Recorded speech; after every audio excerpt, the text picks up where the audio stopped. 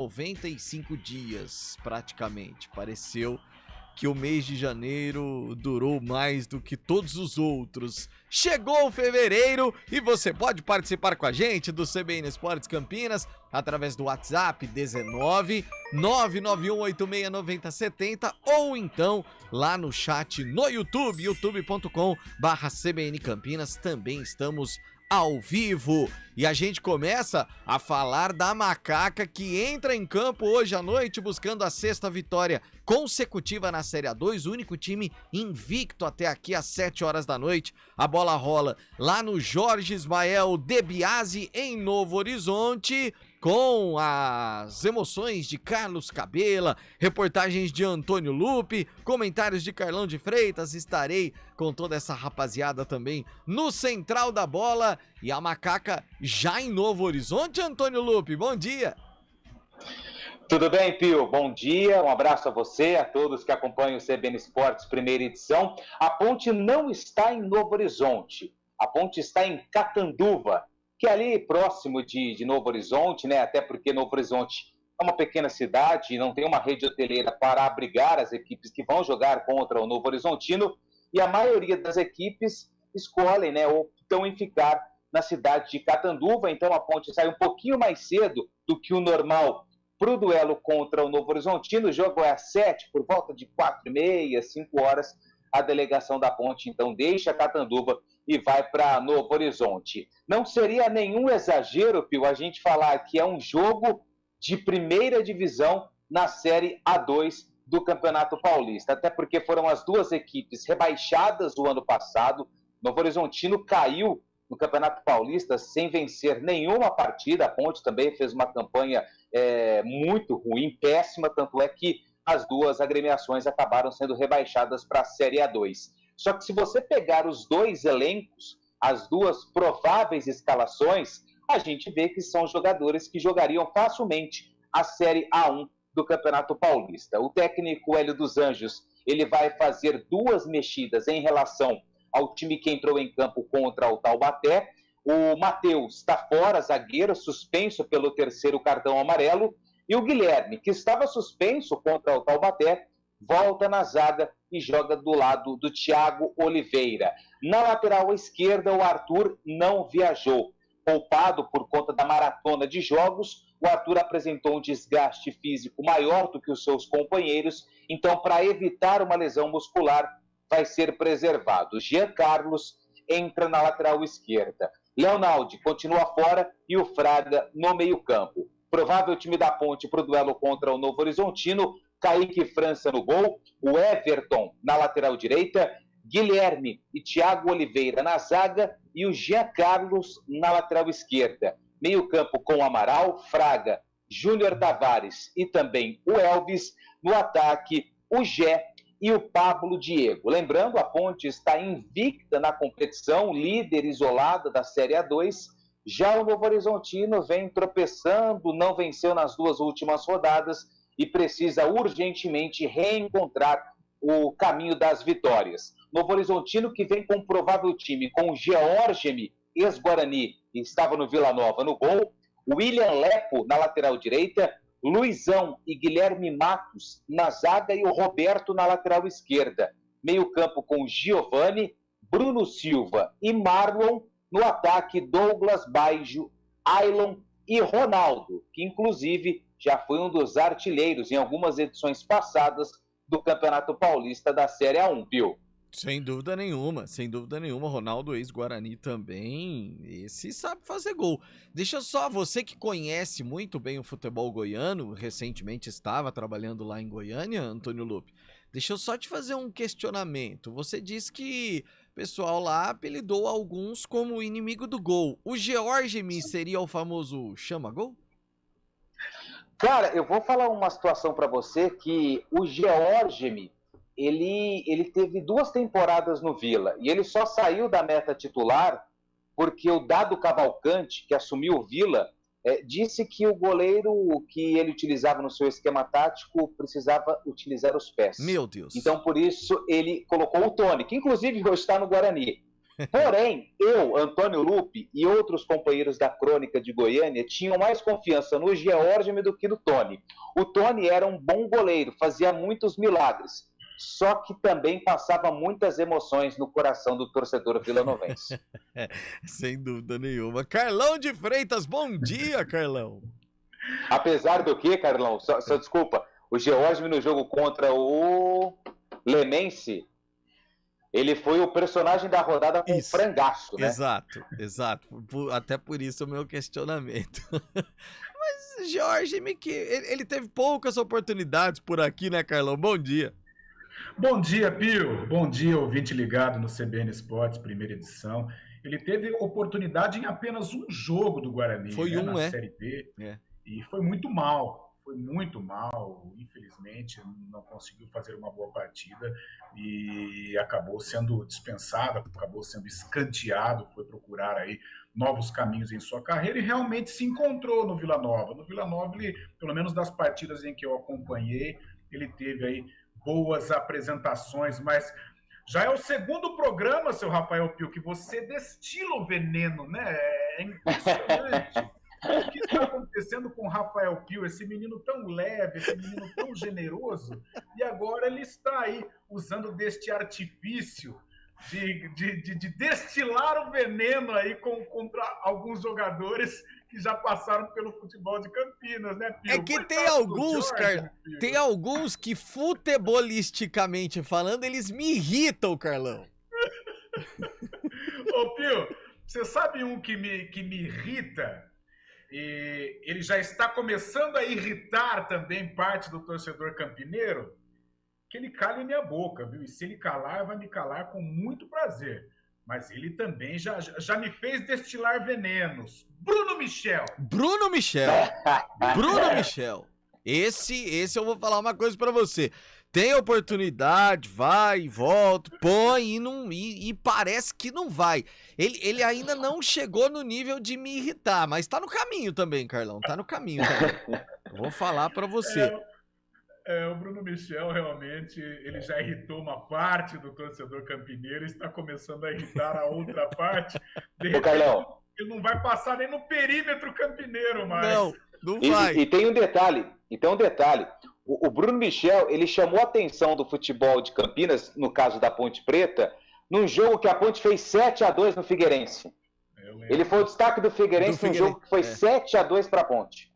Meu Deus, que coisa. Mas, Carlão, o Lupi falou, Ponte busca a 6ª vitória consecutiva, é a campanha que o torcedor e nós esperávamos? Talvez, óbvio, ninguém imaginava 5 vitórias seguidas, né?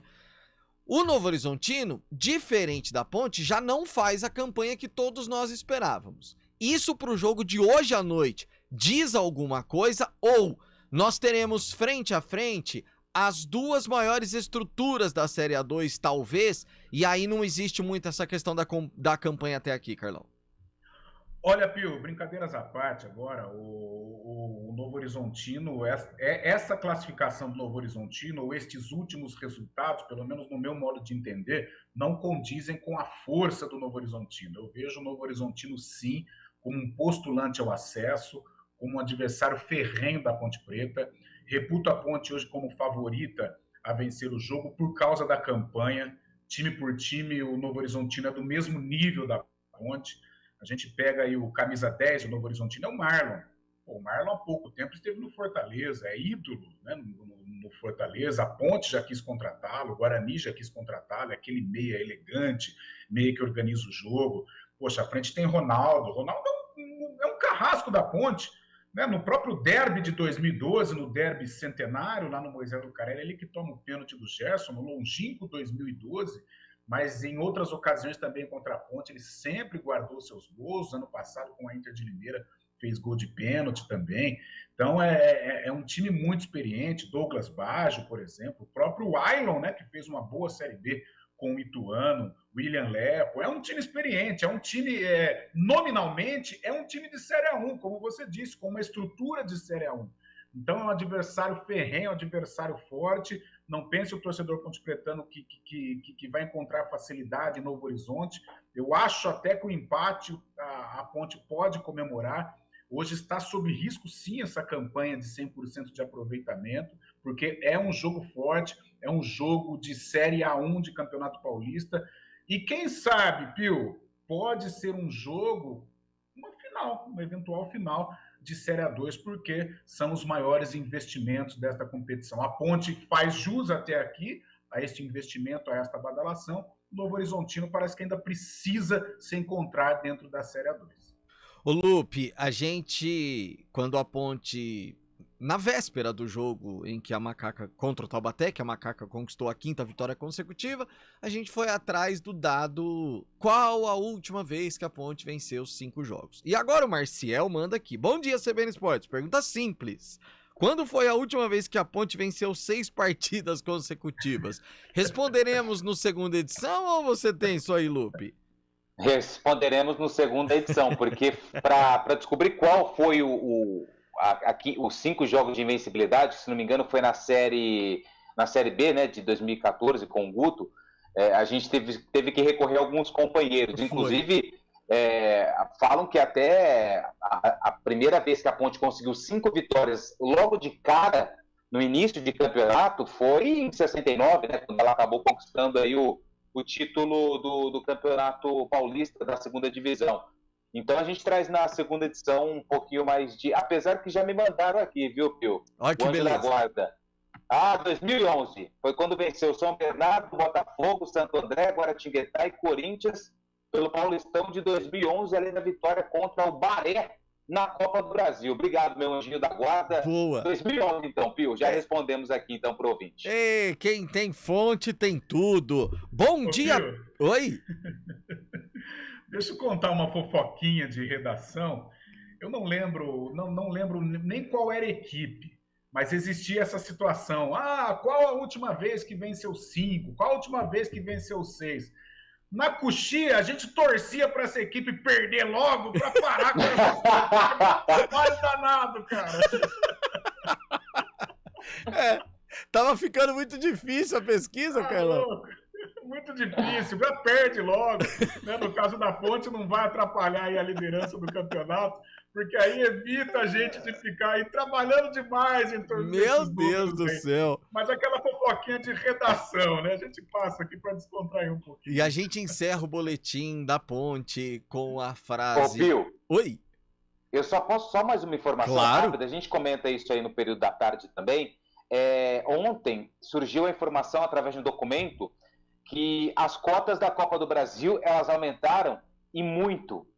A Ponte, só de disputar a competição, o primeiro jogo, ela vai ganhar R$1.250.000. Só para se ter uma ideia e uma comparação, todos os times da Série B foi feita uma divisão de cota diferente em relação ao ano passado. À tarde eu explico melhor. Então, mas só para o torcedor ter ideia, ano passado, essa mesma fase, a Ponte recebeu 620, 680, entre 620 e 680 mil reais. Esse ano, 1.250.000. À tarde eu trago mais esses números e essas informações. Nossa, dobrou. E aí, Guarani Criciúma, ou Guarani, né? Não Criciúma, mas agora o Guarani ainda mais vai correr atrás dessa situação. Daqui a pouco vou até perguntar pro Júlio Nascimento se há alguma novidade em relação a essa vaga da Copa do Brasil. Mas para encerrar o quadro da Ponte, a mensagem de Cris Salvione. Bom dia, Pio, Carlão, Lupe. Hoje teremos mais um show de bola de Gé Cruyff. A gente volta já. CBN Esportes Campinas, primeira edição.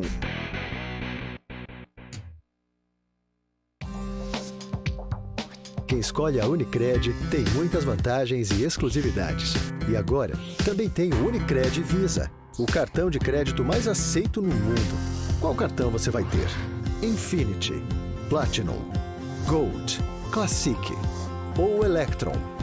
Com o cartão Unicred Visa, você tem a segurança de receber confirmação de compras por SMS e a conveniência de ter sua fatura na palma da mão. Tem a exclusividade de um app próprio com acesso a um programa de recompensas único, que proporciona resgate de pontos em produtos e serviços de luxo. E ainda gera mais resultados para a sua cooperativa, ou seja, para você. Escolha o cartão que é aceito no mundo inteiro e é todo seu. Escolha Unicred. Fale com seu gerente de relacionamento e peça já seu cartão Unicred Visa. Hora do vôlei. Oferecimento Good Bom, super simples. Unimed Campinas, nossa força é cuidar de você. E segundo reportagem apurada pelo Globoesporte.com, o caso do oposto Wallace, que fez uma postagem perguntando aos seus seguidores se eles atirariam no presidente Lula, está nas mãos do Superior Tribunal de Justiça Desportiva do Voleibol. Na noite desta terça-feira, a Confederação Brasileira de Voleibol informou que encaminhou o caso ao órgão autônomo. Agora a Procuradoria irá avaliar possíveis infrações cometidas pelo atleta com base no Código Brasileiro de Justiça Desportiva. A CBV, em nota, informou, abre aspas, tomamos as medidas cabíveis à sua esfera de atuação em relação à postagem feita pelo atleta Wallace em suas redes sociais. Nesta terça-feira, o caso foi encaminhado ao STJD, órgão autônomo independente, para que a Procuradoria avalie possíveis infrações cometidas pelo atleta com base no CBJD, informou a CBV. Rádio CBN Campinas. Jornalismo de credibilidade. A rádio que toca a notícia.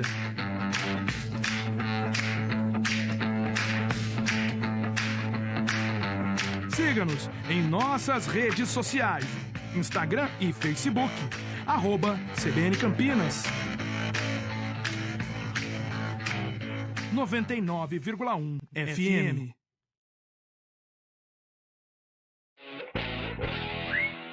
11h49, deixa eu só completar essa história do Wallace rapidinho com uma informação. O Cruzeiro informou ontem que suspendeu o atleta, né, por tempo indeterminado. Então, toda a situação vai ser avaliada até que o Wallace possa voltar a jogar voleibol. Que coisa, né? Um ídolo do voleibol brasileiro passando por essa situação.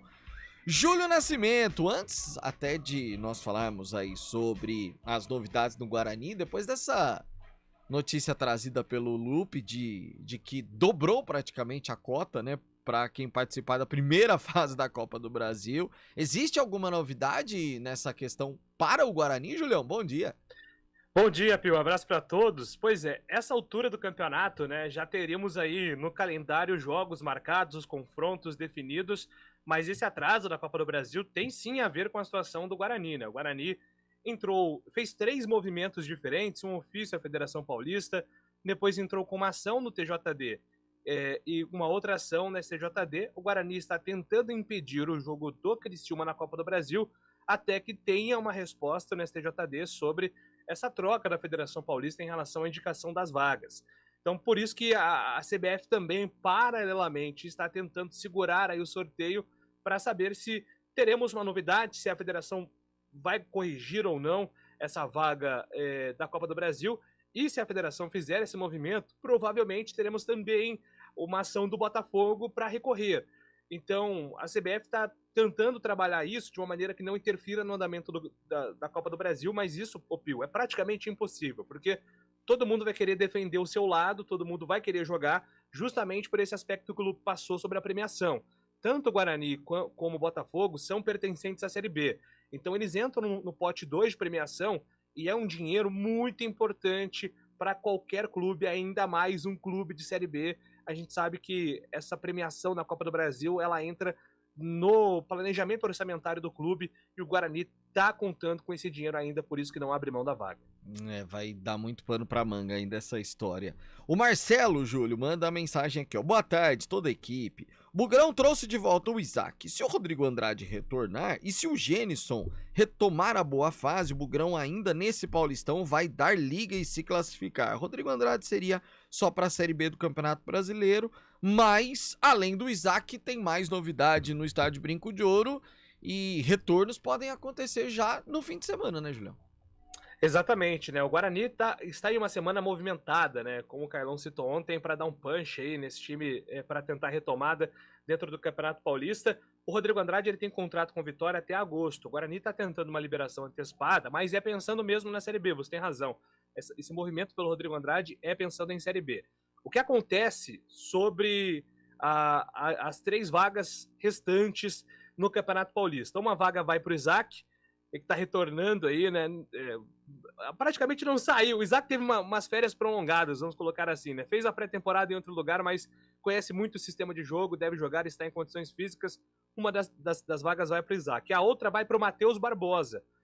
Uma longa novela, foram mais de 30 dias aí de negociação com o Matheus Barbosa, mas o próprio Matheus, nas entrevistas que ele deu quando estava no Vasco, ele não falava em permanência no Vasco, ele falava que ele estava, enquanto ele fosse jogador, ele estaria concentrado no Campeonato Carioca, foi utilizado por 3 partidas. Quando o time principal voltou dos Estados Unidos, o Matheus Barbosa foi liberado, e aí o Guarani sempre foi a prioridade dele, porque ele teve um bom momento no Cruzeiro, com o Moser e com o Rodrigo Pastana, então o Matheus Barbosa aumenta essa lista do Guarani agora de opções no meio campo. Tem mais uma vaga, mas o Guarani está segurando, é a famosa oportunidade de mercado. Se aparecer um zagueiro ou um atacante, o Guarani vai agir para pegar essa última vaga aí e transformar e fechar o seu elenco definitivamente no Campeonato Paulista. Mas o Matheus Barbosa e o Isaac, por enquanto, os últimos reforços são 14 novidades desde a pré-temporada, então o Guarani se movimentou bastante no mercado, mas está esperando a volta de um jogador que estava no elenco já, né? O Giovanni Augusto, né, Pio? O Giovanni passa hoje por um exame, como nós informamos ontem. Se ele for liberado nesse exame, retorna aos treinamentos e aí tem chances de jogar contra o Bragantino, partida do sábado, e com promoção de ingressos. Ainda as vendas são feitas de forma virtual, mas a partir de amanhã também nas bilheterias do Brinco. Quem estiver com a camisa do Guarani paga R$10 no bilhete. O valor integral é R$20. Então quem quiser antecipar aí, já comprar pela internet, paga 20, mas amanhã na bilheteria com a camisa do Guarani, R$10, tobogã fechado para esse jogo contra o Bragantino. Tobogã fechado, sempre que o pessoal quer fazer uma pressão maior do adversário, eles fecham o tobogã para a torcida ficar mais próxima, né, Julião? Exatamente. E tem a questão do custo também, né? Porque também como você deixa o ingresso mais barato, teoricamente, mesmo que mais torcedores compareçam, o lucro vai ser menor, né, Pio? Então, quando você fecha o tobogã, você também economiza no custo da operação de um jogo. Então, é a estratégia por esses dois lados, tanto pela atmosfera quanto também pelo custo-benefício. Sem dúvida nenhuma. Carlão de Freitas, tá certo o nosso ouvinte em dizer que com os retornos, e se o Genisson voltar a jogar o que estava jogando, ou o que pode jogar, vamos dizer assim, principalmente na passagem pelo Cuiabá, pode dar liga de novo o time? Ô Pio, infelizmente a gente fala sempre no si, né? Agora, nominalmente, vamos levar em conta aí que todos, vamos supor, perto dos 100% na parte física, tem tudo para dar liga. Por exemplo, você tem Leandro Vilela como um primeiro volante, você tem o Richard Rios como um segundo volante, e você tem uma dobra na criação com o Isaac e com o Giovanni Augusto, levando em consideração o 100%, né, fisicamente, aí tem tudo para dar liga. Por que eu digo isso? Porque foi mais ou menos o meio-campo, o quarteto que recuperou o Guarani na Série B do ano passado. O Guarani estava aí fadado ao rebaixamento. A partir do momento que deu liga, que deu entrosamento esse quarteto, os outros compartimentos passaram a funcionar. Futebol é o meio-campo. Se o meio-campo estiver bem, a tendência é de melhor. Então, é essa a expectativa, que o Giovanni Augusto seja aprovado neste exame. O Isaac já estava trabalhando no Grêmio, o Leandro Vilela já está jogando, o Richard Rios vive uma grande fase, tem tudo para dar certo. E o Matheus estava trabalhando no Vasco da Gama. Então existe sim essa possibilidade, eu acho que está em tempo. O torcedor logicamente está preocupado, os últimos resultados não foram tão bons, mas se esses jogadores estiverem perto de um nível ideal, de 80% a 100% fisicamente, eu vejo o Guarani com possibilidades concretas de ainda brigar pela classificação. Bom, nós vamos para a Rede CBN, vai começar daqui a pouquinho o pronunciamento do presidente Luiz Inácio Lula da Silva na abertura do ano judiciário. A gente volta às 16h aí já para falar tudo sobre Ponte Preta e Novo Horizontino, informações do Guarani e também no Mundial de Clubes. Até à tarde, meus amigos. Valeu, até já. Até. Valeu, Lupe, Julião, a gente se encontra à tarde. Até lá, tchau. de uma nobre missão.